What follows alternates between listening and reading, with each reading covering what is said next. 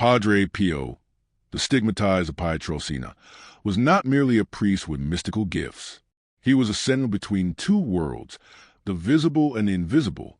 For decades, his visions, bilocations, and prophecies were recorded by believers, clergy, and even skeptics who found themselves confronted with phenomena that defied any rational explanation. But there is one prophecy that remains shrouded in silence, kept as a secret within the walls of the convent of San Giovanni Rotondo, and is only now beginning to emerge with force. What he saw about the year 2025. This is not an ordinary prediction. It is not just another date. It is a point of rupture, a spiritual threshold where, according to accounts attributed to Padre Pio's confidences, the world would enter an irreversible phase. And the question that echoes like thunder is, are we ready for it? In his letters and private conversations, Padre Pio spoke of a time when humanity would be so distant from God that even the angels would weep. He said there would come a moment when men would no longer recognize what is sacred, when altars would be desecrated not by outside persecution, but by internal hands, by those who were meant to defend them. And that time, according to interpretations by scholars and mystics who have studied his writings, coincides with the signs intensifying in 2025. It is not merely a moral crisis. It is a global spiritual crisis, where discernment is lost and evil presents itself under the guise of good. Padre Pio is said to have seen a great darkness covering the earth, not as the absence of physical light, but as an eclipse of truth, a confusion so deep that even the chosen would feel shaken. What makes this prophecy even more unsettling is that it does not speak of immediate destruction, but a silent, almost imperceptible transition, where hearts grow cold, consciences become numb, and faith is reduced to an empty ritual. He is said to have warned that the signs would be visible in the heavens, yet few would recognize them, that extreme weather events, growing conflicts, division within the church itself, and the trivialization of sin would all be external manifestations of a spiritual battle already underway. And that 2025 would be the year when this battle would cease to be hidden and become explicit. There would be no turning back, because from that point on, every soul would have to choose clearly, light or darkness. There would be no room left for neutrality. Padre Pio always warned about the power of prayer, the rosary, frequent confession, and Holy Communion as shields against the forces that would rise. But he also said that a time would come when many would abandon these sacraments, not because of persecution, but out of indifference. And that time, according to those who study his revelations, is now. In 2025, the world no longer moves by eternal principles, but by fleeting impulses. Truth is relativized, love is conditional, and faith is treated as superstition. Padre Pio is said to have seen multitudes walking toward the abyss, smiling, believing they were free, when in reality they were being led by invisible chains. He is said to have wept for those souls, begged for intercession, and left warnings that are only now beginning to be understood. The prophecy about 2025 is not a sentence, but a warning, an urgent call to conversion, vigilance, and spiritual preparation. Because, according to Padre Pio, after this point, events would accelerate. Those who remain firm in faith would be like beacons amid the storm, but those who are distracted would be carried away by the wind. He is said to have seen churches closed, priests persecuted, families divided, and a new form of martyrdom, silence in the face of truth. And all of this will begin to manifest strongly in 2025, not as punishment, but as a consequence of choices accumulated over decades. Heaven would not punish, but would allow humanity to reap what it has sown. And that harvest, he said, would be bitter for many. What Padre Pio saw was not only destruction, he also saw hope. Small prayer groups, hidden communities, fervent souls who would keep the flame alive. He said that even in the greatest darkness, a single lit candle can illuminate miles, and that those candles will be the ones who do not bow, who keep the faith, who refuse to be seduced by easy promises. But he also warned they would be few, and that is why there is urgency to speak, to warn, to prepare. Because 2025 is not just another year. It is a watershed moment, the point where the spiritual world begins to manifest powerfully in the physical one. Padre Pio's prophecy about 2025 is not just a warning for the faithful. It is a summons to all of humanity. What makes this revelation even more unsettling is that it does not concern only the spiritual world. It also reaches into the fabric of everyday reality, into the systems that sustain the modern world, the structures that appear solid but, according to him, are on the verge of collapse. Padre Pio has said to have foreseen a time when the pillars of civilization would begin to crumble, not through open wars, but through an inner, silent decay, fed by indifference, pride, and a refusal to acknowledge truth. He spoke of a moral collapse that would come before the material one. And 2025, according to the accounts that have recently come to light, would mark that turning point, the moment when everything hidden would begin to be revealed. In one of his most discussed, though long-suppressed visions, Padre Pio reportedly described the sky turning red like blood, not due to natural causes, but as a sign of a spiritual battle made visible.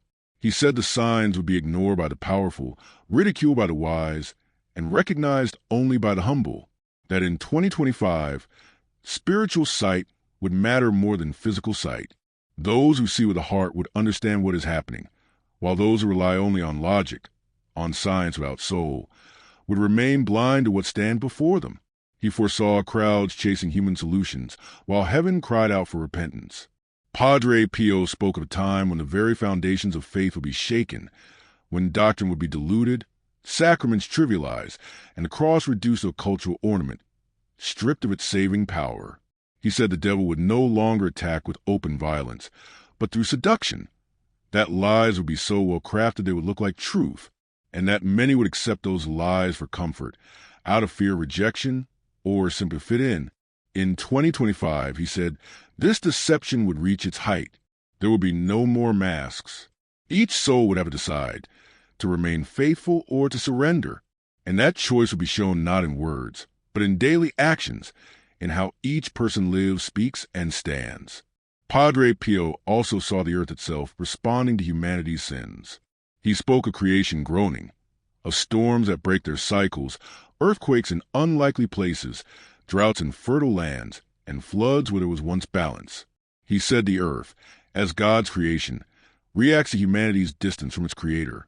These signs, he said, would be dismissed by those who see only coincidence, but recognized by those who have faith.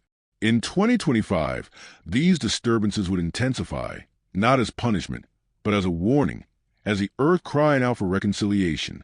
Those who listen will have time to prepare. Those who do not will be caught unprepared. He also foresaw deep divisions within the church, not only between clergy and laity, but among the shepherds themselves.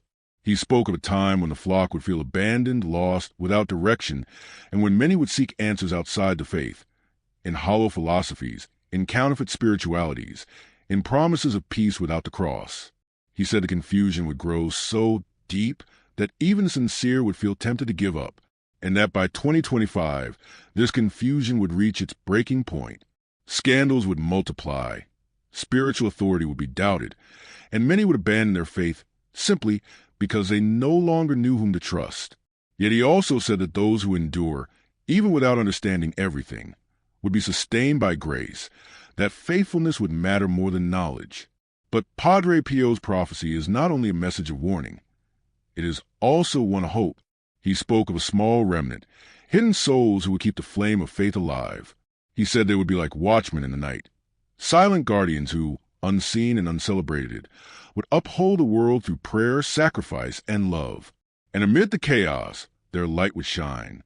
In 2025, he said, they would begin to appear, not with speeches, but through their witness, not with power, but with humility. They would be instruments of mercy, channels of grace, and bridges between heaven and earth. Still, Padre Pio warned that time is short. Many will wait for spectacular signs, when in truth, the signs are already here. Preparation must not begin tomorrow. It must begin now. Because after 2025, he said, events will move quickly. Choices will become final. And those who are not prepared will not have time to respond. The world will enter a period of purification, where everything false will fall away, masks will be stripped, and truth will emerge with power. That revelation will be painful for many, but necessary, because only truth can set us free, and only truth can prepare us for what comes next. What Padre Pio saw about 2025 cannot be understood merely as a sequence of events. It is a change of era, a spiritual transition that redefines what it means to live, to believe, and to endure. And this change doesn't come with thunder, but with silence. A silence that settles in hearts, in consciences, in churches. A silence that is not peace, but the absence of truth. Padre Pio is said to have seen this silence spread like a fog, covering the eyes of men, dimming the light of faith, suffocating the cry of souls. He said the greatest danger would not be a direct attack on faith, but indifference, forgetfulness, the voluntary abandonment of what is sacred. And that in 2025, this forgetfulness would become the norm. According to reports attributed to conferences Padre Pio shared with a few trusted brothers, he foresaw a church divided not by doctrine, but by fear. Fear of speaking out, fear of losing followers, fear of being rejected by the world. He said that the salt would lose its flavor, that the light would be hidden under a basket, and that the shepherds would become timid before the wolves. In 2025, that timidity would become institutional. The altars would remain standing, but the fire of the Spirit would be absent. Homilies would become soft, teachings diluted, and the sacraments treated as social ceremonies.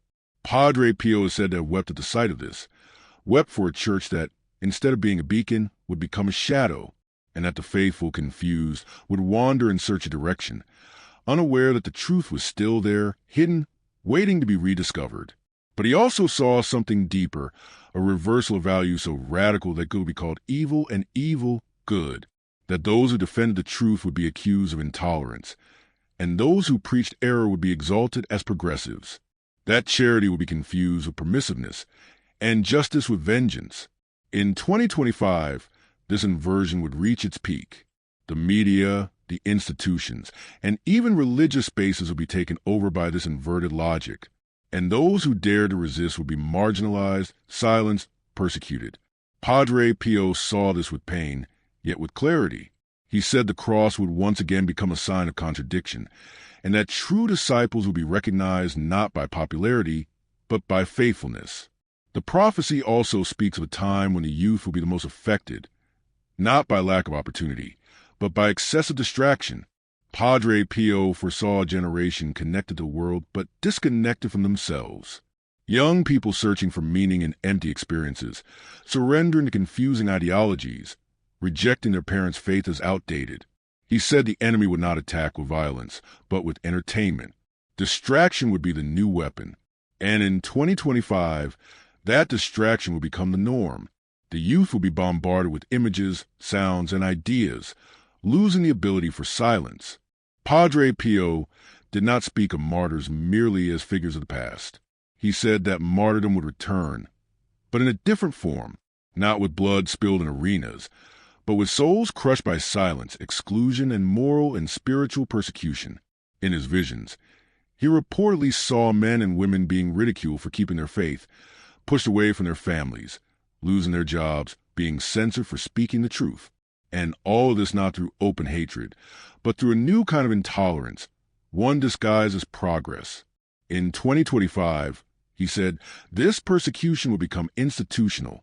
The modern martyrs would not be recognized as such. They would be called backward, fanatical, extreme. Yet in heaven, they would be crowned as witnesses of the truth.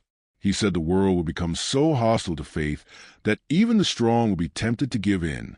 The pressure would be constant, subtle, persuasive, suffocating. Christian values would be attacked not through argument, but through mockery, contempt, and indifference. And those who stood firm would be like soldiers in invisible trenches, fighting against forces unseen but deeply felt. Padre Pio foresaw young people expelled from universities for defending life, parents accused for raising their children in faith, priests silenced for preaching the gospel without compromise. And all of this, he said, will begin to intensify in 2025, not as an explosion, but as an infiltration, a poison that spreads slowly until everything is contaminated. But he also spoke of heavenly signs, manifestations from above, sent in response to the prayers of the faithful. He said heaven would not remain silent, that in 2025, those who looked to the skies would see things they had never seen before. The sun would change color, stars would fall, Inexplicable lights would cross the heavens. And these signs would not be meant to terrify, but to awaken, to remind humanity that there is more beyond this world, that the world is not everything, that eternity is real. Padre Pio is said to have seen crowds looking to the sky, bewildered, unsure, afraid. Some, upon seeing the signs, would fall to their knees. Others would mock, and others would simply ignore. Because when the human heart becomes hardened, not even the supernatural can move it. He also spoke of a final call to conversion, that in 2025, God would grant one last chance, a time of grace short, intense, when many souls would be touched. Confessions would multiply, churches would fill, hearts would be broken open. But this time, he said, would be brief, like a window that opens and then closes. And those who failed to seize that moment might not have another. Padre Pio warned that God's mercy is infinite, but humanity's time to respond is not. Heaven waits, but not forever. And in 2025, that limit would be reached, not out of vengeance, but out of justice. Because true love also corrects, also demands, also calls for accountability. Padre Pio's vision also included a spiritual awakening in unexpected places. He said hidden, forgotten communities would rise like beacons. That simple people, without theological training, would become instruments of conversion, that the Holy Spirit would blow where no one expected, and that in 2025, these small groups would begin to multiply, not through grand institutions, but through living faith, through constant prayer, through total surrender. He spoke of homes becoming chapels, families becoming domestic churches, young people becoming apostles. And these, he said, will be the true protagonists of the new era. Not the famous, not the influential, but the faithful. Those who say, yes, even when everything around them says no. Padre Pio also foresaw a clear division between those who choose light and those who choose darkness. In 2025, he said, that choice would become visible. There would no longer be any middle ground. Those who tried to please everyone would lose everything. He said that truth requires taking a stand. That faith demands courage. That love requires sacrifice. And those unwilling to pay the price would not be ready for what is coming. He spoke of a purification that would begin within. Hearts would be sifted, intentions revealed. Those who truly belonged to God would remain. Those who followed out of convenience would fall away. Because the storm does not spare fragile structures. Only what is rooted will endure. Padre Pio always had a deep connection with the consecrated. He knew that the religious, the priests, the monks, and the nuns were the spiritual pillars of the church. But he also knew that, in times of crisis, those pillars would be struck with great force. In his visions, he reportedly saw many consecrated souls being tempted, confused, and led astray, not because they lacked faith, but because of unbearable pressure. He said the enemy would not spare the chosen ones. The attacks would become more subtle, more psychological, more spiritual. And in 2025, this pressure, he said, would reach levels never seen before. The consecrated would face deep dilemmas, remain faithful or give in to the logic of the world. And many, according to him, would not endure. Padre Pio spoke of a church that, by 2025, would be wounded from within, that the scandals would not only be moral, but doctrinal. That confusion would spread through seminaries, convents, and pulpits. The consecrated would be pressured to adapt the faith, to soften the truth, to compromise principles. And those who resisted would be isolated, ridiculed, dismissed as outdated. He said the martyrdom of the consecrated would not be physical, but spiritual, that many would suffer in silence, watching the faith being diluted, unable to speak, and that such silent suffering would be redemptive. These consecrated souls, he said, would be like Simeon and Anna in the temple, witnesses of hope amid decay. But he also spoke of consecrated people who would be lost, who would become instruments of confusion, who, instead of guiding, would mislead, who, instead of healing, would wound. Padre Pio foresaw priests preaching doctrines contrary to the gospel, religious promoting ideologies incompatible with the faith, and spiritual leaders turning into celebrities, more concerned with applause than with souls. And in 2025, he said, this will become common. The faithful would struggle to find true shepherds. Many would drift away from the church because they no longer saw the face of Christ in it. Yet even in that darkness, Padre Pio said God would raise prophets, men and women consecrated to him, who with courage and humility would keep the flame of truth alive. Padre Pio spoke of invisible spiritual battles, wars fought not with weapons, but with prayer. He said that in 2025, the world would be enveloped in an intense spiritual war, where demons would act freely, exploiting the cracks opened by indifference, sin, and apostasy. He urged the faithful to be vigilant, awake, and prepared, that the rosary would be a sword, that confession would be a shield, that the Holy Eucharist would be food for the soul in battle, and that those who neglected these means would be left vulnerable.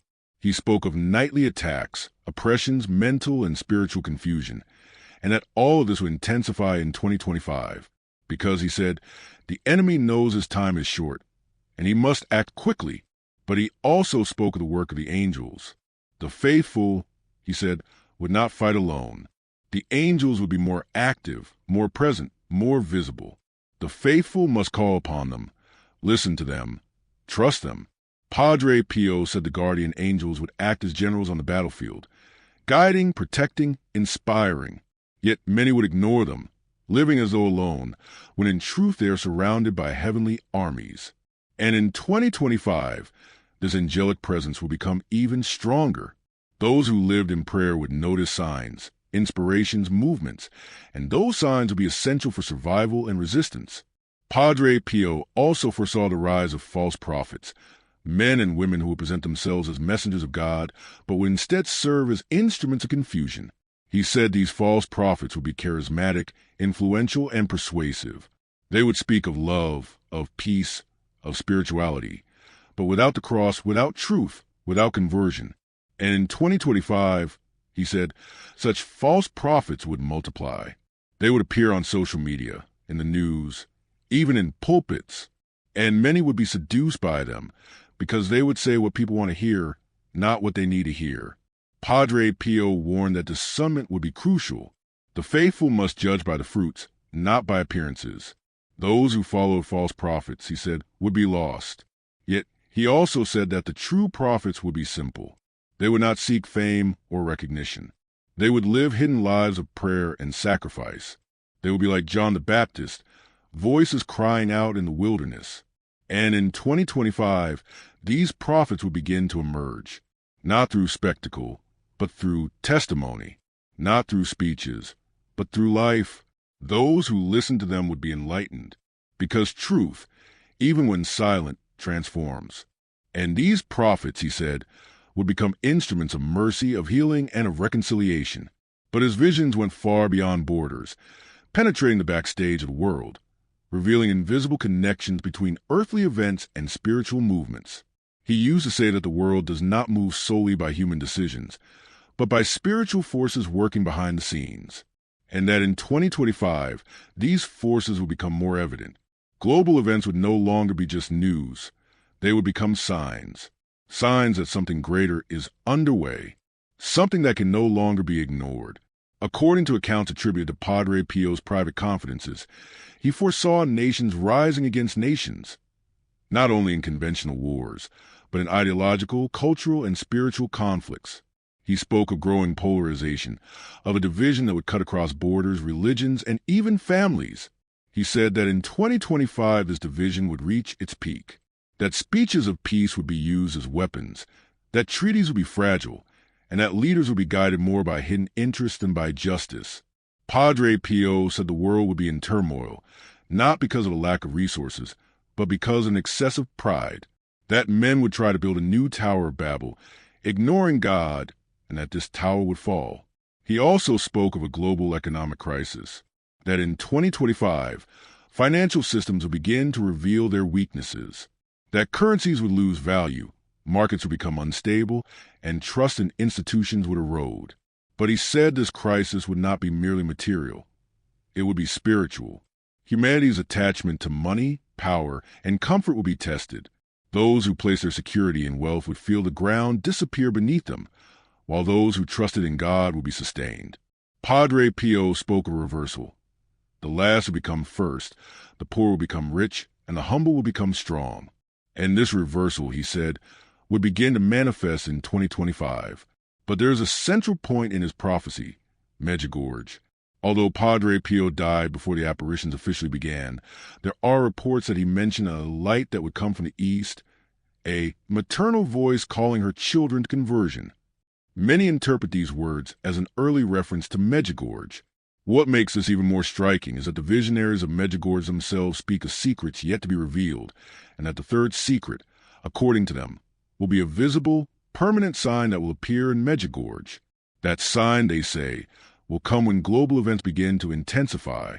Some claim that 2025 is the year this sign will be revealed, and if that happens, it will confirm that Padre Pio's prophecy was true. Padre Pio spoke of a purification, not as destruction, but as cleansing, as a painful yet necessary process. He said that in 2025, this purification would begin. Hearts would be sifted, intentions revealed, the faithful strengthened, and the hypocrites exposed. He said purification would come through natural, social, and spiritual events, that everything false would collapse, that the masks would be torn off, that those living by appearances would not endure, and those living by truth would be elevated. This purification, he said, would not be swift, but gradual. Yet 2025 would mark its beginning, the turning point, the moment when everything starts to change. He also spoke of a new generation of saints, that amid purification, God would raise men and women of deep faith, radical courage, and true love. These saints would not be recognized by the world, but would be known in heaven. They would live hidden lives, yet accomplish great things. They would be instruments of healing, reconciliation, and renewal. And in 2025, these saints will begin to emerge, not through spectacular miracles, but through coherent lives, silent witness, and total surrender. Padre Pio said these saints will be like seeds planted in dry soil, sprouting even without water, because they will be watered by grace. The prophecy also speaks of a time when the sacraments would be rediscovered, that in 2025, many would return to confession, to communion, to prayer. Altars would be restored, tabernacles revered, and hearts would kneel before the Eucharist. Padre Pio said that the real presence of Christ would be felt powerfully, that Eucharistic miracles would multiply, and the faithful would realize that true strength lies not in human strategy, but in divine grace, and that this rediscovery would mark the beginning of a new spiritual springtime. But he also warned this spring would come only after winter, after purification, after suffering. Padre Pio did not see the end as destruction, but as revelation. He said the world would not end in fire and ruin, but in truth, that everything hidden would be exposed, everything false unmasked, everything superficial stripped away, and that this revelation would be painful, yet necessary. In his visions, he saw crowds perplexed, not understanding what was happening. He saw leaders silent, institutions collapsing, structures crumbling. But he also saw hearts awakening, souls kneeling, eyes opening. For the outcome of the prophecy is not the end of the story. It is the beginning of a new era. In 2025, he said, the world would enter a time of decision. There would be no room for neutrality. Every soul would have to choose, remain an illusion or embrace the truth. And this choice would not be merely spiritual, but existential. Padre Pio said those who chose the truth would be persecuted, but also protected, tested, but also strengthened, rejected by the world, yet welcomed by heaven. He spoke of a time when spiritual survivors would be like seeds in devastated soil, that even amid chaos, they would sprout, that even without support, they would flourish, for they would be sustained by grace, not circumstances. These spiritual survivors, according to Padre Pio, would not be perfect. They would be repentant sinners, fragile, human, but they would possess something the world cannot give, unwavering faith. He said these men and women would be like the first Christians, hidden, persecuted, yet filled with fire. Their homes would become churches, their words would become prophecy, their actions would become miracles. And in 2025, these survivors will begin to gather, not by human organization, but by divine inspiration, guided by the Spirit, protected by angels, sustained by the Eucharist, and through them, God will begin to restore would have been lost. Padre Pio also spoke of a promise of restoration, that after purification would come renewal, after suffering would come healing, after darkness would come light. He said God does not abandon his creation, that even when all seems lost, he acts, that even when men turn away, he remains. And in 2025, this divine action would become visible. Signs of restoration would begin to appear. Hardened hearts would begin to break. Blind eyes would begin to see. Those spiritually dead would begin to live. For God is faithful, and his faithfulness does not depend on human response, but manifests when least expected. This restoration, he said, would not be spectacular. It would be silent, like morning dew, like a gentle breeze, like a seed that sprouts without noise.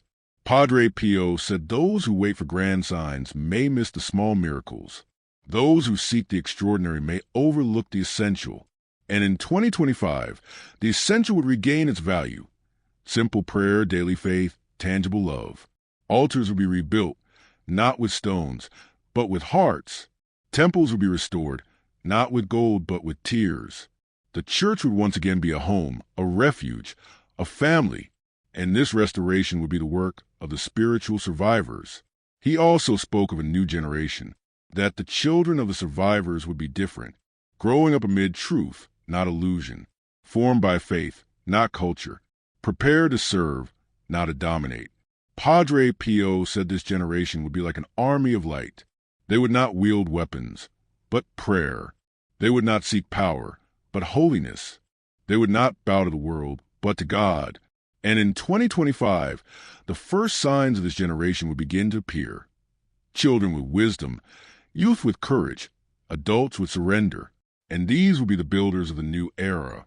The conclusion of the prophecy, then, is not destruction. It is revelation, purification, restoration. Padre Pio said the world does not need an end to be transformed.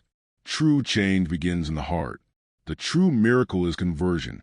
And in 2025, this miracle will become possible for all, but not all would accept it. For conversion requires renunciation. It requires courage. It requires faith. And those unwilling to pay the price would not be ready for what is coming. He said the time for preparation is now. The time for decision is 2025. And after that, there is no turning back. For history enters a new chapter. For heaven begins to act with force. For truth becomes non-negotiable.